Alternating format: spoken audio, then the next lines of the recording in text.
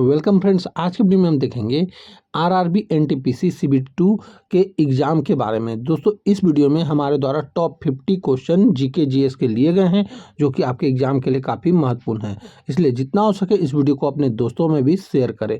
और अब तक आप हमारे चैनल से नहीं जुड़े हैं तो हमारे चैनल को सब्सक्राइब करके जुड़ जाएँ ताकि आगे आने वाले वीडियो का नोटिफिकेशन आपको मिल सके। तो चलिए मैं इस वीडियो को शुरू करता हूँ। आज का हमारा पहला प्रश्न है, भारतीय राष्ट्रीय कांग्रेस के पहले मुस्लिम अध्यक्ष कौन थे? तो यह थे बदरुद्दीन तैयब जी।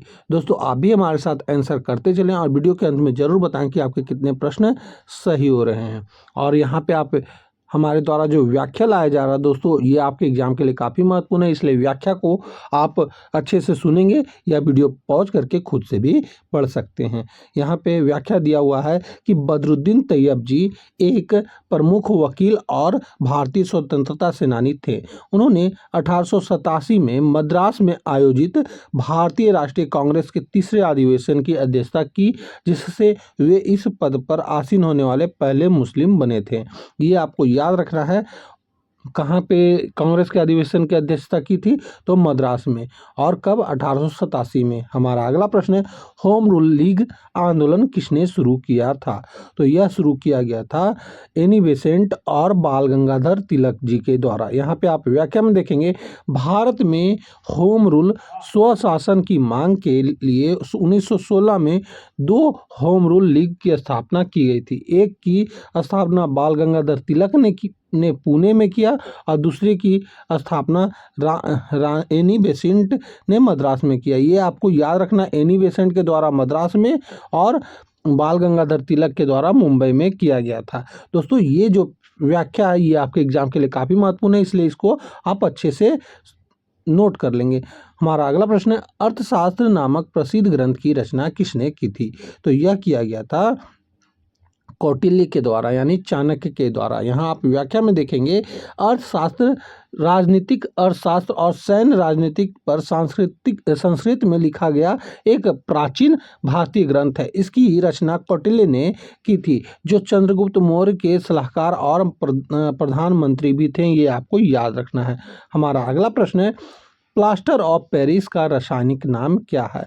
तो इसका रासायनिक नाम होता है कैल्शियम सल्फेट हेमीहाइड्रेट। ये आपको याद रखना है और यह एग्जाम में 100% पूछा जाएगा। यहाँ पे प्लास्टर ऑफ पेरिस का रासायनिक नाम कैल्शियम सल्फेट हेमीहाइड्रेट है, जिसका फॉर्मूला होता है CaSO4 हाफ H2O।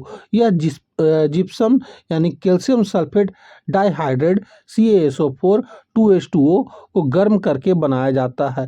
ये आपको जिप्सम का भी फार्मूला एग्जाम में पूछा जाता है, ये आपको याद रखना है। इसका उपयोग मूर्तियों और टूटी हड्डियों को जोड़ने के लिए प्लास्टर बनाने में होता है, ये आपको याद रखना है। हमारा अगला प्रश्न है, मानव शरीर की सबसे बड़ी ग्रंथि कौन सी है? तो मानव शरीर की सबसे बड़ी ग्रंथि जो है यकृत है। यकृत लीवर मानव शरीर की सबसे बड़ी ग्रंथि और सबसे बड़ा आंतरिक अंग है। यह पित्त के उत्पादन, रक्त के शुद्धिकरण और चयापचय सहित कई महत्वपूर्ण कार्यों करता है। ये आपको याद रखना है। पित्त का निर्माण में यकृत का बहुत बड़ा योगदान है। यहीं से पित्त रस निकलता है और पित्ताशय में जमा होता है। हमारा अगला प्रश्न है, संसद के दोनों सदनों की संयुक्त बैठक की अध्यक्षता कौन करता है? तो यह किया जाता है लोकसभा के अध्यक्ष के द्वारा, यानी स्पीकर के द्वारा। भारतीय संविधान के अनुच्छेद 108 के तहत किसी साधारण विधेयक दोनों सदनों के बीच गतिरोध की स्थिति में राष्ट्रपति एक संयुक्त बैठक बुला सकता है। इस बैठक की अध्यक्षता लोकसभा के अध्यक्ष द्वारा की जाती है। ये आपको याद रखना है, काफ़ी बार यह क्वेश्चन एग्जाम में पूछा जाता है। हमारा अगला प्रश्न है, भारत का सबसे दक्षिणी बिंदु कौन सा है? तो यह है इंदिरा पॉइंट। यहाँ पे आप व्याख्या में देखेंगे, भारत की मुख्य भूमि का सबसे दक्षिण सिरा कन्याकुमारी है, लेकिन भारत का समग्र रूप से सबसे दक्षिण बिंदु इंदिरा पॉइंट है। ये आपको याद रखना है, जो अंडमान और निकोबार द्वीप समूह के ग्रेट निकोबार द्वीप पर स्थित है। ये आपको याद रखना है, ग्रेट निकोबार द्वीप में है इंदिरा पॉइंट।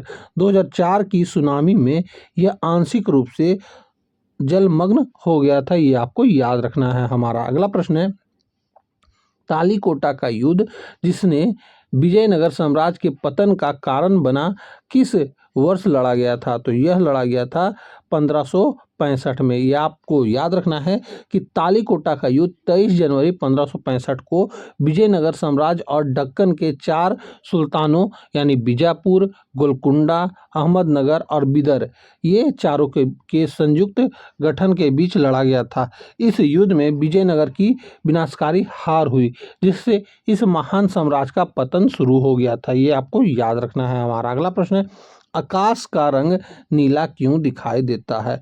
तो जो भी रंग नीला दिखाई देता है या कुछ भी, वह प्रकाश का प्रकीर्णन के कारण होता है। ये आपको याद रखना है। जब सूर्य का प्रकाश पृथ्वी के वायुमंडल में प्रवेश करता है तो वायु में मौजूद गैसों के अणु और छोटे कण नीले रंग के प्रकाश को, जिसकी तरंगदैर्घ्य कम होती है, अन्य रंगों की तुलना में अधिक बिखरते हैं। यह बिखराव हुआ नीला प्रकाश हमारी आंखों तक पहुंचता है, जिससे आकाश का नीला दिखाई देता है। ये आपको याद रखना है। हमारा अगला प्रश्न है, अंतर्राष्ट्रीय क्रिकेट परिषद का मुख्यालय कहाँ स्थित है?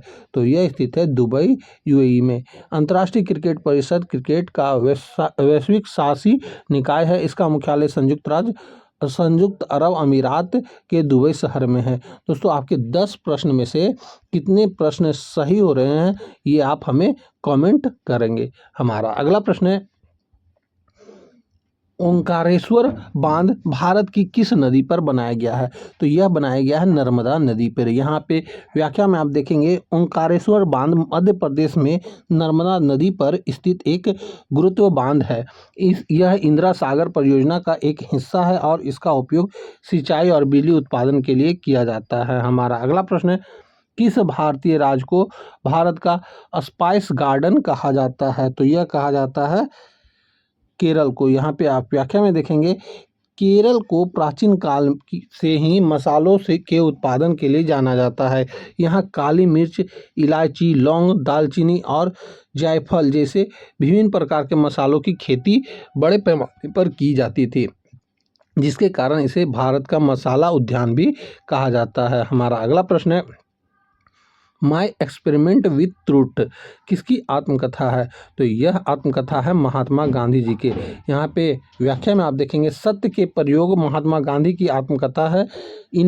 इसमें उन्होंने अपने बचपन से लेकर 1921 तक के जीवन को शामिल किया है। यह मूल रूप से गुजराती भाषा में लिखी गई है। ये आपको याद रखना है। कौन सा भाषा में? गुजराती भाषा में। दोस्तों, आपको जो हमारे द्वारा व्याख्या बताया जा रहा है, ये आपके एग्जाम के लिए काफ़ी महत्वपूर्ण है, इसलिए इस व्याख्या को आप अच्छे से देखेंगे। हमारा अगला प्रश्न है, असहयोग आंदोलन किस वर्ष शुरू किया गया था? तो यह शुरू किया गया था 1920 में। महात्मा गांधी ने 1 अगस्त 1920 को रॉलेट एक्ट, जालियांवाला बाग हत्याकांड और खिलाफत मुद्दे के जवाब में असहयोग आंदोलन शुरू किया था। इसका उद्देश्य अहिंसक तरीकों से ब्रिटिश शासन का विरोध करना था। हमारा अगला प्रश्न है, चेकमेट शब्द किस खेल से संबंधित है? तो यह शतरंज से संबंधित है, यानी चेस से। चेकमेट शतरंज में एक ऐसी स्थिति है जहां एक खिलाड़ी के राजा पर हमला होता है चेक, और वह किसी भी वैध चाल से उसे हमले से बच नहीं सकता। चेकमेट से खेल समाप्त हो जाता है और हमारा हमला करने वाला खिलाड़ी जीत जाता है। ये आपको याद रखना है। हमारा अगला प्रश्न है, भारतीय संविधान में राज्य के नीति निर्देशक सिद्धांत किस देश के संविधान से लिए गए हैं? तो यह लिया गया है आयरलैंड के संविधान से। यहाँ पे आप व्याख्या में देखेंगे, राज्य के नीति निर्देशक सिद्धांत जो संविधान के भाग 4 में शामिल हैं, आयरलैंड के संविधान से प्रेरित है। यह सिद्धांत सरकार के लिए दिशा निर्देश है ताकि वे देश में सामाजिक और आर्थिक न्याय सुनिश्चित कर सके। हमारा अगला प्रश्न है, नागर हॉल राष्ट्रीय उद्यान किस राज्य में स्थित है? तो यह स्थित है कर्नाटक में। यहाँ पे आप व्याख्या में देखेंगे, नागर हॉल राष्ट्रीय उद्यान, जिसे राजीव गांधी राष्ट्रीय उद्यान भी कहा जाता है, कर्नाटक के कोडागु और मैसूर जिलों में स्थित है। यह नीलगिरी बायोस्फीयर रिजर्व का हिस्सा है और अपने बाघ, एशियाई हाथी और विभिन्न प्रकार के हिरणों के लिए प्रसिद्ध है। ये आपको याद रखना है। नागरहोल को ही राजीव गांधी राष्ट्रीय उद्यान भी कहा जाता है। हमारा अगला प्रश्न है, निकट दृष्टि दोष यानी मायोपिया को ठीक करने के लिए किस प्रकार के लेंस का उपयोग किया जाता है? तो इसमें जो है अवतल लेंस का उपयोग किया जाता है। यहाँ पे आप व्याख्या में देखेंगे, निकट दृष्टि दोष में व्यक्ति पास की वस्तुओं को तो स्पष्ट देख सकता है, लेकिन दूर की वस्तुएं धुंधली दिखाई देती है। इस दोष को ठीक करने के लिए अवतल लेंस का उपयोग किया जाता है, जो प्रकाश किरणों को फैलाकर सही जगह रेटिना पर केंद्रित करने में मदद करता है। यानी रेटिना पर केंद्रित करता है, क्योंकि रेटिना के आगे उसका प्रतिबिंब बन रहा है, जिसके कारण अवतल लेंस लगाने पर रेटिना पर प्रतिबिंब बनने लगता है। हमारा अगला प्रश्न है, ओणम किस भारतीय राज्य का प्रमुख त्यौहार है? तो यह जो है केरल का प्रमुख त्यौहार है। यहाँ पे व्याख्या में आप देखेंगे, ओणम केरल का सबसे महत्वपूर्ण और प्रतिष्ठित फसल उत्सव है। यह राजा महाबली के स्वागत में मनाया जाता है और इसमें भव्य दावतें, ओणम सदिया, नौका दौड़, बल्लम काली और पारंपरिक नृत्य यानी पुल्ली कल्ली शामिल है। ये सभी उनके नाम हैं। हमारा अगला प्रश्न है, मालवेयर से क्या तात्पर्य है? तो मालवेयर से एक यह तात्पर्य है कि एक दुर्भावपूर्ण सॉफ्टवेयर यानी मेलिकिशियस सॉफ्टवेयर। यहाँ व्याख्या में आप देखेंगे कि मालवेयर एक सामान्य शब्द है जिसका उपयोग किसी भी ऐसे सॉफ्टवेयर का वर्णन करने के लिए किया जाता है जिसे विशेष रूप से कंप्यूटर या उसमें संग्रहित डेटा को नुकसान पहुंचाने या बाधित करने के लिए डिजाइन किया गया हो। वायरस, वर्म, ट्रोजन हॉर्स, रेसमवेयर, ये सभी जो है मालवेयर के उदाहरण है। ये आपको याद रखना है। हमारा अगला प्रश्न है, इल्बर्ट बिल विवाद किस वायसराय के कार्यकाल में हुआ था? तो यह हुआ था लॉर्ड रिपन के कार्यकाल में। यहाँ आप व्याख्या में देखेंगे, 1883 में वायसराय लॉर्ड रिपन के कार्यकाल के दौरान इल्बर्ट बिल पेश किया गया था। इसका उद्देश्य भारतीय न्यायाधीशों को यूरोपीय अभिव्यक्तियों के मुकदमों की सुनवाई करने का अधिकार देना था। भारत में यूरोपीय समुदाय ने इसका विरोध किया, जिसके कारण सरकार को इसे वापस लेना पड़ा। दोस्तों, आपके 21 प्रश्न में से कितने प्रश्न सही हो रहे हैं आप हमें कमेंट करके जरूर बताएंगे। हमारा अगला प्रश्न है, महात्मा गांधी राष्ट्रीय ग्रामीण रोजगार गारंटी अधिनियम किस वर्ष पारित किया गया था? तो यह 2005 में पारित किया गया था, जिसे मनरेगा के नाम से भी जाना जाता है। मनरेगा को भारतीय संसद द्वारा 2005 में पारित किया गया था। यह एक सामाजिक सुरक्षा योजना है जिसका उद्देश्य किसी भी ग्रामीण परिवार के वयस्क सदस्यों को एक वित्तीय वर्ष में 100 दिनों के रोजगार की कानूनी गारंटी देना है। हमारा अगला प्रश्न है, प्रच्छन्न बेरोजगारी का क्या अर्थ है? तो इसका अर्थ होता है जब किसी कार्य में आवश्यकता से अधिक लोग लगे हों। व्याख्या में आप देखेंगे, प्रच्छन्न बेरोजगारी एक ऐसी स्थिति है जहां श्रमिक नियोजित तो दिखते हैं लेकिन उनकी सीमांत उत्पादकता शून्य होती है। यानी यदि उन्हें उस काम से हटा दिया जाए तो कुल उत्पादन पर कोई प्रभाव नहीं पड़ेगा। यह स्थिति आमतौर पर कृषि क्षेत्र में देखी जाती है। हमारा अगला प्रश्न है, विश्व प्रेस स्वतंत्रता सूचकांक कौन सी संस्था जारी करता है? तो यह करता है रिपोर्ट्स विदाउट बॉर्डर्स यानी RSF के द्वारा जारी किया जाता है। यहाँ आप व्याख्या में देखेंगे, विश्व प्रेस स्वतंत्रता सूचकांक प्रतिवर्ष रिपोर्टर्स विदाउट बॉर्डर्स नामक एक गैर सरकारी संगठन द्वारा जारी किया जाता है। यह सूचकांक विभिन्न देशों में पत्रकारों के लिए उपलब्ध स्वतंत्रता के स्तर का मूल्यांकन करता है। हमारा अगला प्रश्न है, कुतुब मीनार का निर्माण कार्य किसने पूरा करवाया था? तो यह करवाया गया था इल्तुतमिश के द्वारा। यहाँ पे व्याख्या में आप देखेंगे, कुतुब मीनार का निर्माण गुलाम वंश के संस्थापक कुतुबुद्दीन ऐबक ने करवाया था, लेकिन वह केवल पहली मंजिल बनवा सका। उसके उत्तराधिकारी और दामाद इल्तुतमिश ने इसमें 3 मंजिलें जोड़कर इसे पूरा करवाया।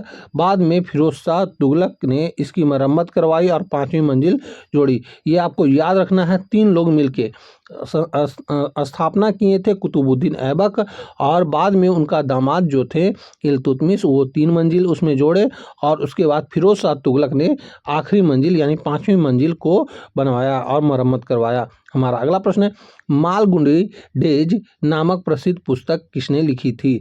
तो यह लिखा गया था R.K. नारायण जी के द्वारा। यहाँ व्याख्या में आप देखेंगे, मालगुडी डेज भारतीय लेखक R.K. नारायण द्वारा लिखी गई लघु कथाओं का एक संग्रह है।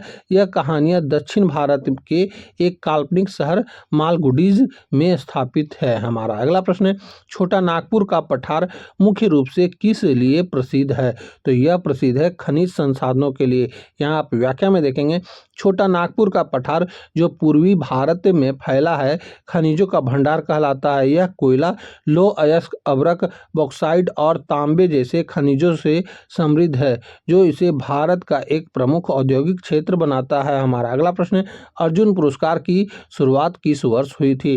तो यह शुरुआत हुआ था 1961 में। यहाँ आप व्याख्या में देखेंगे, अर्जुन पुरस्कार भारत सरकार द्वारा खेलों में उत्कृष्ट उपलब्धि को मान्यता देने के लिए दिया जाता है। इस पुरस्कार की स्थापना 1961 में हुआ था, ये आपको याद रखना है। हमारा अगला प्रश्न है, कौन सा अनुच्छेद भारत के महान्यायवादी की नियुक्ति से संबंधित है? तो यह अनुच्छेद है अनुच्छेद 76। यहाँ आप व्याख्या में देखेंगे, संविधान का अनुच्छेद 76 भारत के महान्यायवादी के पद का प्रावधान करता है। वह देश का सर्वोच्च कानून अधिकारी होता है और उसकी नियुक्ति राष्ट्रपति द्वारा की जाती है। अनुच्छेद 165 राज्यों के महाधिवक्ता से संबंधित है, ये आपको याद रखना है। अनुच्छेद 165 क्या है? राज्यों के महाधिवक्ता से संबंधित है। हमारा अगला प्रश्न है, पौधों में भोजन का परिवहन किसके द्वारा होता है? तो यह होता है फ्लोएम के द्वारा। दोस्तों, आपके 30 प्रश्न में से कितने प्रश्न सही हो रहे हैं, ये आप हमें कमेंट करके बताएंगे। यहाँ पे भोजन में पौधे में भोजन जो है फ्लोएम के द्वारा होता है। यहाँ पे व्याख्या में देखेंगे, पौधों में 2 प्रकार के संवहन उत्तक होते हैं। जाइलम जड़ों से पानी और खनिज को पत्तियों तक पहुँचाता है। फ्लोएम पत्तियों में बने भोजन ग्लूकोज को पौधे के अन्य भागों तक पहुँचाता है। हमारा अगला प्रश्न है, काकरापारा परमाणु ऊर्जा संयंत्र किस राज्य में स्थित है? तो यह स्थित है गुजरात में। यहाँ व्याख्या में आप देखेंगे, काकरापारा ऊर्जा केंद्र गुजरात के सूरत शहर के पास स्थित है। यह भारत के प्रमुख परमाणु ऊर्जा संयंत्रों में से एक है। यहाँ आप अगला प्रश्न है हमारा, 2022 फीफा पुरुष विश्व कप का खिताब किस देश ने जीता था? तो यह जीता गया था अर्जेंटीना के द्वारा। यहाँ आप व्याख्या में देखेंगे, 2022 में कतर में आयोजित फीफा विश्व कप के फाइनल में अर्जेंटीना ने फ्रांस को पेनल्टी शूटआउट में हराकर खिताब जीता था। हमारा अगला प्रश्न है, लाल बाल पाल के नाम से किसे जाना जाता है? तो यह जाना जाता है लाला लाजपत राय, बाल गंगाधर तिलक और बिपिन चंद्र पाल को, यानी ऑप्शन नंबर बी। यहाँ व्याख्या में देखेंगे, लाला लाजपत राय पंजाब, बाल गंगाधर तिलक महाराष्ट्र और बिपिन चंद्र पाल बंगाल की तिकड़ी को लाल बाल पाल के नाम से जाना जाता था। ये 20वीं सदी की शुरुआत में भारतीय स्वतंत्रता आंदोलन के गर्मपंथी दल के प्रमुख नेता थे। ये आपको याद रखना है, लाला लाजपत राय पंजाब से थे और बाल गंगाधर तिलक महाराष्ट्र से थे और बिपिन चंद्र पाल बंगाल से थे। हमारा अगला प्रश्न है, अग्नाशय कौन सा हार्मोन स्रावित करता है? तो यह स्रावित करता है इंसुलिन। यहाँ व्याख्या में आप देखेंगे, अग्नाशय की लेंगरहैंस की दीपिकाओं की बीटा कोशिका द्वारा इंसुलिन हार्मोन का स्राव होता है। यहाँ पे आपको याद रखना है कौन सा कोशिका, तो बीटा कोशिका के द्वारा इंसुलिन स्रावित होता है।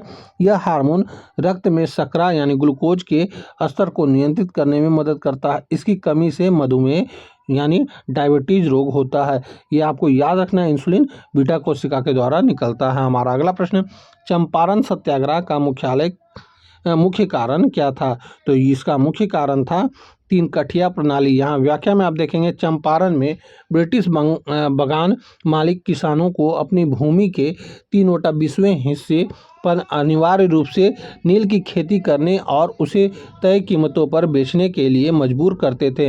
इस शोषणकारी प्रणाली को 3 कठिया प्रणाली कहा जाता था, जिसके विरोध में गांधी जी ने भारत में अपना सत्याग्रह किया था, जो कि 1917 में किया गया था। हमारा अगला प्रश्न है, किस जलडमरू मध्य को भूमध्य सागर की कुंजी कहा जाता है?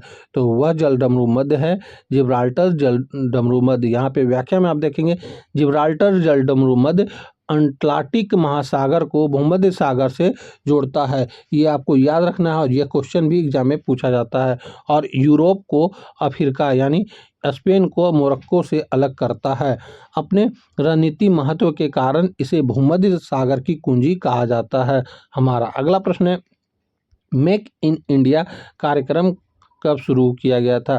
तो यह शुरू किया गया था 2014 में। यहाँ पे आप व्याख्या में देखेंगे, मेक इन इंडिया कार्यक्रम की शुरुआत प्रधानमंत्री नरेंद्र मोदी द्वारा 25 सितंबर 2014 को की गई थी। इसका उद्देश्य भारत को एक वैश्विक विनिर्माण केंद्र बनाना, निवेश को बढ़ावा देना और रोजगार के अवसर पैदा करना था। हमारा अगला प्रश्न है, शिमला समझौता भारत और किस देश के बीच हुआ था?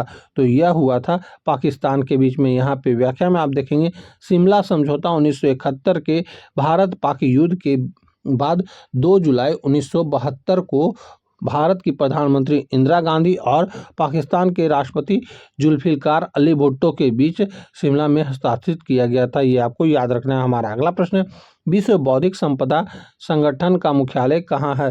तो इसका मुख्यालय जो है यह है जिनेवा में। यहाँ आप व्याख्या में देखेंगे, विश्व बौद्धिक संपदा संगठन संयुक्त राष्ट्र की एक विशेष एजेंसी है। इसकी स्थापना 1967 में रचनात्मक गतिविधियों को प्रोत्साहित करने और दुनिया भर में बौद्धिक संपदा की सुरक्षा को बढ़ावा देने के लिए की गई थी। इसका मुख्यालय जिनेवा स्विट्जरलैंड में है। हमारा अगला प्रश्न है, हाइड्रोपोनिक्स किसे कहते हैं? तो यह कहा जाता है बिना मिट्टी के पानी में पौधे उगाना। दोस्तों, आपको 40 प्रश्न में से कितने प्रश्न सही हो रहे हैं आप हमें कमेंट करके जरूर बताएंगे। आप यहाँ पे व्याख्या में देखेंगे कि हाइड्रोपोनिक्स बागवानी की एक विधि है जिसमें पौधों को मिट्टी के बिना खनिज पोषक तत्वों के विलयन में उगाए जाते हैं। इसमें पानी का उपयोग बहुत कुशलता से होता है। हमारा अगला प्रश्न है, जैन धर्म के 23वें तीर्थकर कौन थे? तो यह थे पार्श्वनाथ जी। यहाँ पे आप व्याख्या में देखेंगे, जैन धर्म में 24 तीर्थकर हुए। पहले तीर्थकर ऋषभदेव थे और 24वें तथा अंतिम तीर्थकर महावीर स्वामी थे। 23वें तीर्थकर पार्श्वनाथ थे। ये आपको याद रखना है। हमारा अगला प्रश्न है, भारतीय सांख्यिकी संस्था की स्थापना किसने की थी? तो यह किया गया था PC महलनोबिस के द्वारा। यहाँ पे व्याख्या में देखेंगे, भारतीय सांख्यिकी संस्था की स्थापना 1931 में प्रशांत चंद्र महलनोबिस द्वारा कोलकाता में की गई थी। महलनोबिस को भारतीय सांख्यिकी के जनक भी कहा जाता है। यहाँ आपको याद रखना है, प्रशांत चंद्र महलनोबिस द्वारा कोलकाता में किया गया था भारतीय सांख्यिकी संस्था का स्थापना 1931 में। हमारा अगला प्रश्न है, सिडबी का मुख्यालय कहाँ है? तो इसका मुख्यालय लखनऊ में है। यहाँ आप व्याख्या में देखेंगे, SIDBI small industry development bank of India, भारतीय लघु उद्योग विकास बैंक कहा जाता है, की स्थापना 1990 में हुई थी। यह भारत में सूक्ष्म लघु और मध्यम उद्यमों के प्रचार, वित्त पोषण और विकास के लिए प्रमुख वित्तीय संस्था है। इसका मुख्यालय उत्तर प्रदेश की राजधानी लखनऊ में है। हमारा अगला प्रश्न है, उबेर कप किस खेल से संबंधित है? तो यह संबंधित है महिला बैडमिंटन से। यहाँ पे व्याख्या में आप देखेंगे, उबेर कप महिला बैडमिंटन की विश्व टीम चैंपियनशिप है। पुरुषों की समकक्ष प्रतियोगिता को थॉमस कप कहा जाता है। हमारा अगला प्रश्न है, मालाबार नौसैनिक अभ्यास में कौन से 4 देश शामिल हैं? तो इसमें जो 4 देश शामिल हैं, भारत, अमेरिका, जापान और ऑस्ट्रेलिया। यहाँ पे व्याख्या में आप देखेंगे, मालाबार अभ्यास एक बहुपक्षीय नौसैनिक अभ्यास है। इसकी शुरुआत 1992 में भारत और अमेरिका के बीच हुई थी। बाद में इसमें जापान और ऑस्ट्रेलिया भी शामिल हो गए। ये चारों देश क्वाड समूह के सदस्यों भी हैं। हमारा अगला प्रश्न है, मौर्य साम्राज्य की राजधानी क्या थी? तो इसकी राजधानी थी पाटलिपुत्र। यहाँ पे व्याख्या में देखेंगे, 322 ईसा पूर्व में चंद्रगुप्त मौर्य द्वारा स्थापित मौर्य साम्राज्य की राजधानी पाटलिपुत्र थी, जो वर्तमान में बिहार के पटना शहर के पास स्थित है। हमारा अगला प्रश्न है, संविधान की किस अनुसूची में 22 आधिकारिक भाषाओं का उल्लेख है? तो यह है 8वीं अनुसूची। यहाँ पे व्याख्या में देखेंगे, भारतीय संविधान की 8वीं अनुसूची में भारत गणराज्य की आधिकारिक भाषाओं को सूचीबद्ध किया गया है। वर्तमान में इस सूची में 22 भाषाएं शामिल हैं। हमारा अगला प्रश्न है, सिंधु घाटी सभ्यता किस प्रकार की सभ्यता थी? तो यह थी कांस्य युगीन और शहरी सभ्यता। यहाँ पे व्याख्या में देखेंगे सिंधु घाटी सभ्यता एक कांस्य युगीन सभ्यता थी, जिसका अर्थ है कि इसके लोग तांबे और टीन को मिलाकर कांस्य बनाना जानते थे। यह एक अत्यधिक विकसित शहरी सभ्यता थी, जिसमें सुनियोजित शहर, उन्नत जल निकाय और निकासी प्रणाली और व्यापार नेटवर्क थे। हमारा अगला प्रश्न है, अग्नि की उड़ान किसकी आत्मकथा है? तो यह थी आत्मकथा डॉक्टर APJ अब्दुल कलाम की। यहाँ पे व्याख्या में देखेंगे विंग्स ऑफ फायर भारत के 11वें राष्ट्रपति और प्रसिद्ध एरोस्पेस वैज्ञानिक डॉक्टर APJ अब्दुल कलाम की आत्मकथा थी। इसमें उनके प्रारंभिक जीवन और भारतीय अंतरिक्ष और मिसाइल कार्यक्रमों में उनके काम का वर्णन किया गया है। हमारा अगला प्रश्न है, ब्लू रे डिस्क क्या है? दोस्तों, आपके 50 प्रश्न में से कितने प्रश्न सही हो रहे हैं आप हमें ज़रूर कमेंट करेंगे। तो ब्लू रे डिस्क जो है यह क्या है? तो यह एक ऑप्टिकल डिस्क डेटा स्टोरेज प्रारूप है। यहाँ आप व्याख्या में देखेंगे ब्लू रे डिस्क एक digital optical disc data storage प्रारूप है। इसे DVD प्रारूप को प्रतिस्थापित करने के लिए डिजाइन किया गया था और यह उच्च परिभाषा वीडियो संग्रहित करने में सक्षम है। इसका नाम नीले बैंगनी लेजर से किया जाता है, जो डिस्क डेटा होता है। यहाँ पे इसको नाम याद रखिएगा, नीले बैंगनी लेजर से किया जाता है। तो दोस्तों, यहीं पे हमारा यह वीडियो समाप्त होता है। इसमें हमारे द्वारा 50 क्वेश्चन बताए गए थे, जो कि एग्जाम के लिए काफ़ी महत्वपूर्ण है। इसलिए जितना हो सके इस वीडियो को अपने दोस्तों में भी शेयर करें, और अब तक आप हमारे चैनल से नहीं जुड़े हैं तो हमारे चैनल को सब्सक्राइब करके जुड़ जाए, ताकि आपको आगे आने वाले वीडियो का नोटिफिकेशन समय रहते मिल जाए। तो हम आपसे मिलेंगे अगली वीडियो में, तब तक के लिए जय हिंद, वंदे मातरम।